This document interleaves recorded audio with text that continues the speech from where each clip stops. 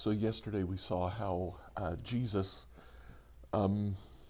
chided the disciples because they were afraid. Their fear paralyzed their faith. Today, something similar happens, but not with the disciples.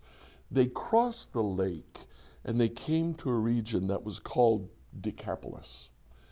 This is actually a Gentile region, and we see that in the story that unfolds.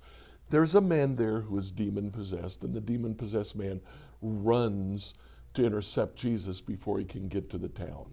We have no idea what he was saying. We do know that the man was deeply disturbed. He would frequently run around with no clothing. He would break into grave crypts and lay with the dead. Townspeople, of course, didn't want that to happen. The dead were to be venerated. They certainly, you didn't want a crazy man crawling into the grave with them. So they would chain him, and he would break the chains and go back to doing what he was doing. He runs out to intercept Jesus. Jesus sees him. He actually has a conversation with the demons. First time and only time in his ministry that he speaks to the demons. He says, "What's your name?" And of course the answer is Legion. We are many. Jesus casts them out. They say, "Don't throw us into the abyss. Give us flesh. Give us something to inhabit." Jesus sees a herd of pigs, about 2,000 pigs. That's one of our main indicators that this is not Jewish territory. This is Gentile territory. Of course, Jews wouldn't eat pigs. There would be no reason for an unclean animal like a pig to be in Jewish territory. So Jesus says, "You take the pigs." And the demons possess the pigs, and they commit mass suicide immediately. They run down the steep embankment where they are into the lake, and they drowned. The townspeople hear what's happened. They come out to see Jesus. When they came to Jesus, they saw the man who'd been possessed by the legion of demons sitting there, dressed in his right mind, and they were afraid.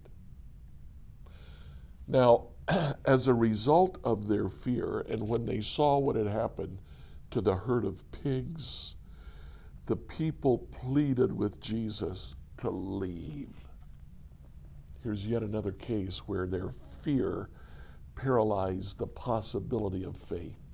Instead of seeing Jesus, a miracle worker who has freed the demon-possessed man, they see Jesus, a man who has authority over evil spirits, and they're afraid.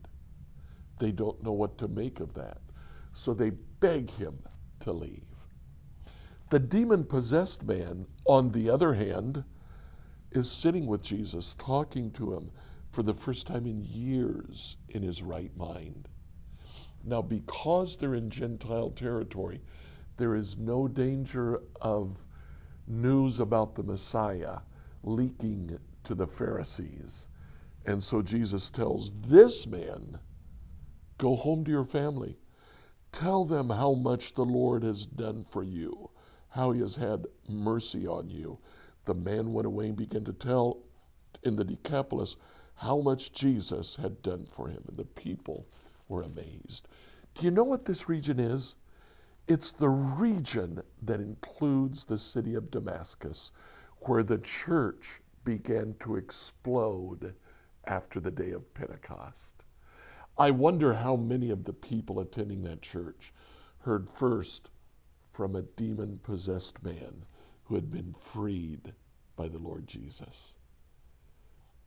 Here is yet another example where we see that fear can paralyze faith, but we see the other example that faith can overcome fear.